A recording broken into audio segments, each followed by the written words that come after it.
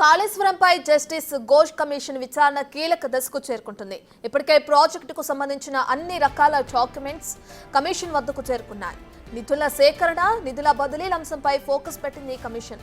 మొత్తం 52 ఇంజనీర్లను కమిషన్ ప్రశ్నించనుంది. 14 మంది ఇంజనీర్లను సోమవారం నాడు విచారణ చేయనుంది కమిషన్. ఇంజనీర్ల విచారణ పూర్తి చేసిన తర్వాత ఐఏఎస్ అధికారుల విచారణ జరగనుంది. ఐఏఎస్ విచారణ అనంతరం కాంట్రాక్టర్లు, ప్రైవేటు వ్యక్తులను సైతం బహిరంగ విచారణకు పిలవనుంది జస్టిస్ ఘోష్ కమిషన్.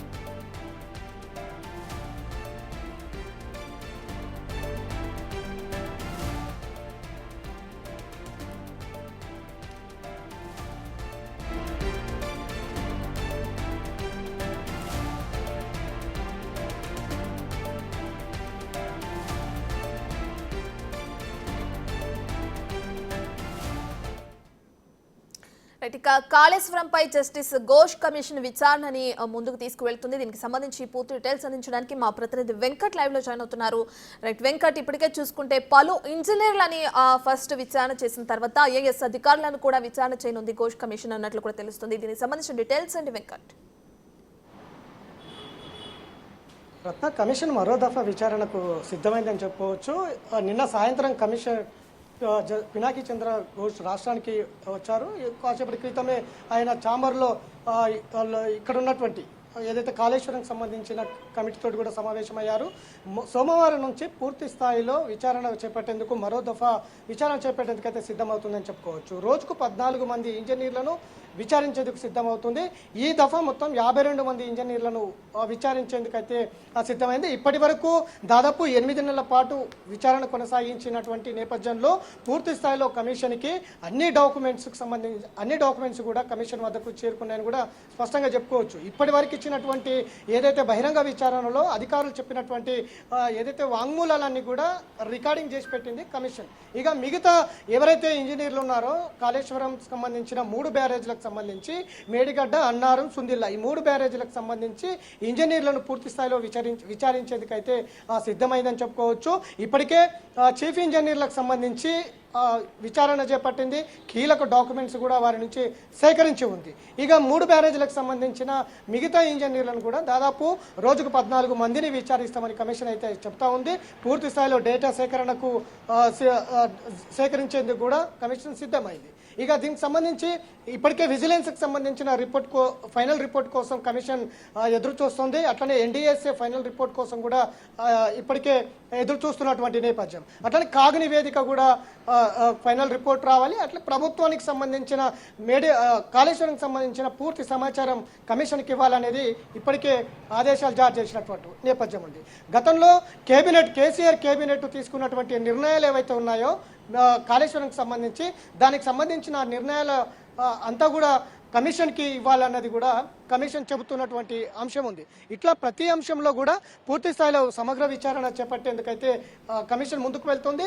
వచ్చే నెల 31 వరకు విచారణకు గడువు ఇచ్చింది ప్రభుత్వం మళ్ళీ. కాబట్టి ఇప్పటికే 8 నెలల్లో గడుస్తూ ఉంది.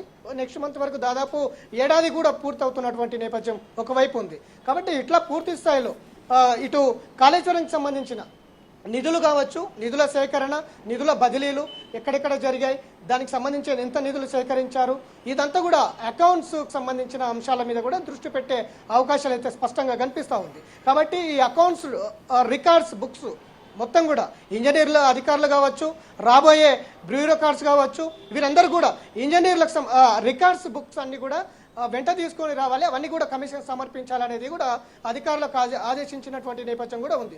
కాబట్టి ఇట్లా స్పష్టంగా బ్యూరోక్రాట్స్కి సంబంధించి కూడా 2014 తర్వాత తెలంగాణ ఏర్పడిన తర్వాత కేసీఆర్ ప్రభుత్వం ఆవిర్భవించిన తర్వాత ఎవరైతే ఇటు ఇరిగేషన్ కావచ్చు, ఫైనాన్స్ డిపార్ట్మెంట్కి సంబంధించి కావచ్చు, ఎవరైతే చీఫ్ సెక్రటరీగా ఉన్నారో వారందరినీ కూడా విచారించే అవకాశం కనిపిస్తూ ఉంది.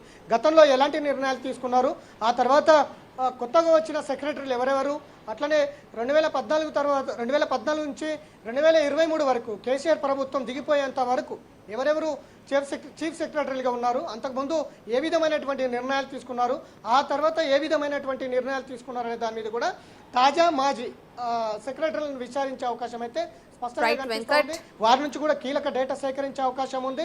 ఇట్లా ప్రతి అంశంలో కూడా కమిషన్ ఒక పద్ధతి ప్రకారం ముందుకు వెళ్తున్నటువంటి నేపథ్యం ఉంది. ఈ వారం 10 రోజుల పాటు మొత్తం 52 మంది ఇంజనీర్లను విచారిస్తూ ఉంది. ఆ తర్వాత మరో దఫాకి ఇటు బ్యూరోక్రాట్స్ను కూడా విచారించే అవకాశం కనిపిస్తూ ఉంది. ఇట్లా ఒక్కొక్క అంశం ఒక్కొక్క దఫాలో ఒక్కొక్కరిని పూర్తి స్థాయిలో విచారణ చేపడుతూ సమగ్రంగా డేటా సేకరించే పనిలో అయితే స్పష్టంగా ఉంది. ఇప్పటికే విజిలెన్స్ రిపోర్ట్ కోసం ఎదురు చూస్తుంది, ఎన్డీఎస్ఏ రిపోర్ట్ కోసం ఎదురు చూస్తూ ఉంది. అట్లనే గత ప్రభుత్వంలో తీసుకున్న కేబినెట్ నిర్ణయాలు కూడా పూర్తి స్థాయిలో సమీక్షించేందుకు అయితే కమిషన్ సిద్ధమవుతున్నటువంటి నేపథ్యం ఉంది. అట్లనే ఎన్జిఓస్, గతంలో ప్రైవేట్ వ్యక్తులు అంటే కాళేశ్వరం పైన పూర్తిగా అవగాహన ఉన్నటువంటి ఎన్జిఓస్, రఘు కావచ్చు, ప్రొఫెసర్ కోదండరాం కావచ్చు, ఇట్లాంటి వాళ్ళు కూడా కాళేశ్వరం పైన పూర్తిగా అవగాహన ఉంది. వారి అభిప్రాయాలు కూడా సేకరించే అవకాశం అయితే స్పష్టంగా ఉంది. అట్లా అఫిడవిట్లు ఎవరైతే సమర్పించారో కమిషన్కి వారందరినీ కూడా విడతల వారీగా విచారించే అవకాశం అయితే స్పష్టంగా ఉంది. సోమవారం నుంచి విచారణ మొదలవుతూ ఉంది. దాదాపు 52 మందిని విచారించేందుకు కమిషన్ సిద్ధమైంది అని చెప్పుకోవచ్చు. రత్న, రైట్ వెంకట్, మీరు చెప్పినట్లుగానే ప్రైవేట్ వ్యక్తులను సైతం విచారణకు పిలుస్తున్నారు అని అంటున్నారు. ఇక వాళ్ళు కాకుండా రాజకీయ ప్రముఖులను కూడా కొంతమందిని ఈ విచారణకు పిలిచి విచారించే అవకాశం కూడా కనిపిస్తుంది అంటున్నారు. మరి ఎవరి పేరు తెరపైకి వస్తుందంటారు వెంకట్? ఖచ్చితంగా ఎన్జిఓస్ అంటే గతం నుంచి కూడా మనం చూస్తున్నాం. రఘు కావచ్చు, రఘు కాళేశ్వరం ప్రాజెక్టు పైన సమగ్రమైన ఒక బుక్స్ కూడా రాసినటువంటి నేపథ్యం ఉంది. లొకేషన్స్ మారినాయి, డిజైన్స్ మారినాయి. కర్త కర్మ కేసీఆర్ చెప్పిన విధంగానే కాళేశ్వరం నిర్మాణం అయింది. ఆ లొకేషన్ మార్పు, డిజైన్ మార్పు ఇదంతా జరిగినందుకే కాళేశ్వరం కుంగుపాటుకు గురైంది అనేది స్పష్టంగా ఎన్జిఓస్ నేతలు చెప్తున్నటువంటి నేపథ్యం ఉంది. ఒకవైపు వారు కూడా అఫిడవిట్లు కమిషన్కి ఇచ్చిండ్రు. ఆ అఫిడవిట్ల ఆధారంగా వారిని కూడా విచారించే అవకాశం ఉంది. వాళ్ళ దగ్గర ఆధారాలు ఏమున్నాయి అవన్నీ కూడా సేకరించే అవకాశం ఉంది.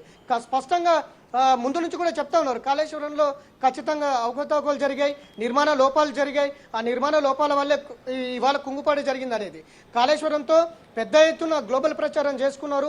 కాళేశ్వరంతోనే తెలంగాణ రైతులు ఇవాళ దేశంలోనే నెంబర్ 1గా పంట పండిస్తున్నారు అనేది పెద్ద ఎత్తున గ్లోబల్ ప్రచారం చేసుకున్నారు. కర్త కర్మ మేమే దగ్గరుండే కాళేశ్వరం నిర్మాణం చేసుకున్నామని చెప్పుకున్నారు.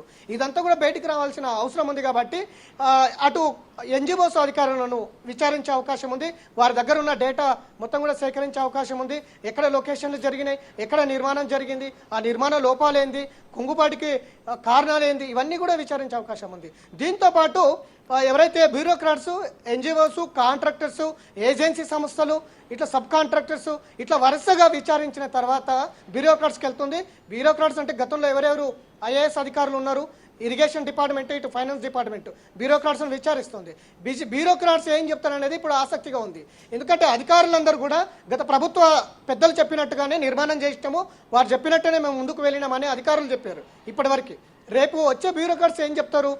గత ప్రభుత్వ పెద్దలు చెప్పినట్టే మేము నడుచుకున్నాము, వారి నిర్ణయాల మేరకే మేము సంతకాలు చేసినాము, వారి నిర్ణయాల మేరకే మేము నిధుల సేకరణ చేపట్టాము, వారి నిర్ణయాల మేరకే మేము ఆ నిధులు బదిలీ చేశామని చెప్తారా లేదా ఏం చెప్తారనేది ఆసక్తిగా ఉంది. కాబట్టి బ్యూరోక్రాట్స్ తర్వాత ప్రజాప్రతినిధులు గత ప్రభుత్వ పెద్దల వైపుకు చూసే అవకాశం ఉంది. ఎందుకంటే ఇప్పటివరకు అధికారులు స్పష్టంగా గత ఇరిగేషన్ డిపార్ట్మెంట్కు సంబంధించిన మినిస్టర్ కావచ్చు, అట్లనే కర్త కర్మక్రియ కేసీఆర్ కూడా అందులో ఉన్నారని అధికారులు స్పష్టంగా చెప్తున్నారు. వారి నిర్ణయాల మేరకే మేము చేసినాం అనేది.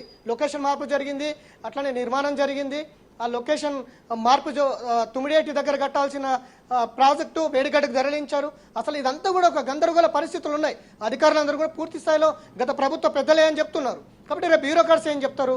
బ్యూరోక్రాట్స్ చెప్పినటువంటి ఆధారంగా, అట్లనే ఇప్పటివరకు అధికారులు ఇచ్చినటువంటి ఆధారాల ప్రకారంగా భవిష్యత్తులో గత ప్రభుత్వంలో ఉన్నటువంటి పెద్దలు ఎవరు, వారికి ఎవరెవరికి నోటీసులు ఇవ్వాలి, వారందరినీ కూడా విచారించే అవకాశం అయితే కనిపిస్తోంది. కాబట్టి రేపు బ్యూరోక్రాట్స్ ఏం చెప్తారు అనేది ఇప్పుడు ముందున్న ప్రశ్న. కాబట్టి వారందరినీ కూడా 2014 నుంచి 2023 వరకు ఎవరైతే ఐఏఎస్ అధికారులు ఉన్నారో వీరందరినీ కూడా తాజా, మాజీ, అట్లనే రిటైర్డ్ అయినటువంటి బ్యూరోక్రాట్స్ అందరినీ కూడా విచారించే అవకాశం అయితే ఉన్నది. కాబట్టి ఇదంతా కూడా ఒక ప్రణాళికాబద్ధంగా ముందుకు వెళ్తూ ఉంది. ఇప్పటి వరకు అధికారులు ఇచ్చినటువంటి ఆధారాలన్నీ కూడా సేకరించి ఉంది.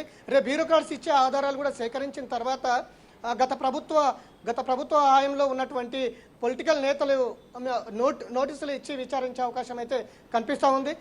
ప్రధానంగా ఇటు ఇరిగేషన్ కావచ్చు, ఇటు ఫైనాన్స్ డిపార్ట్మెంటు, ఇటు ఇరిగేషను, దీనికి సంబంధించిన 2 డిపార్ట్మెంట్లకు సంబంధించిన మినిస్టర్లకు తో పాటు మరికొంతమందికి నోటీసులు ఇచ్చి విచారించే అవకాశం అయితే స్పష్టంగా ఉంది. కాబట్టి ముందు నుంచి క్రియ మొత్తం ఏమే మేడిగడ్డ ఒక తెలంగాణకు ఒక వరమని ప్రపంచ స్థాయిలో ప్రచారం చేసుకున్నటువంటి నేపథ్యం గతంలో ఉంది. కాబట్టి గత ప్రభుత్వ పెద్దలు ఎవరికి నోటీసులు ఇస్తుంది, బ్యూరోక్రాట్స్ ఏం సమాధానాలు చెప్తారు కమిషన్ ముందర, ఇప్పటివరకే అధికారులు ఇచ్చినటువంటి ఆధారాలు అయితే స్పష్టంగా చెప్తున్నాయి. కాబట్టి ఖచ్చితంగా బ్యూరోక్రాట్స్ విచారణ తర్వాత పొలిటికల్ యాంగిల్లో చూసే అవకాశం అయితే కనిపిస్తూ ఉంది. ఇప్పటివరకు దీనికి సంబంధించిన అకౌంట్స్, నిధుల సేకరణ, నిధుల బదిలీలు, ఎక్కడెక్కడ ఎంతెంత తీసుకొచ్చారు, ఎక్కడెక్కడ ఎంత బదిలీ చేసిరు అనే దాని మీదనే ప్రధానంగా ఫోకస్ చేస్తుంది కమిషన్. ఇదంతా ఒక సమగ్రంగా విచారణ తర్వాత, డేటా సేకరించిన తర్వాత బ్యూరోక్రాట్స్కి వెళ్తుంది.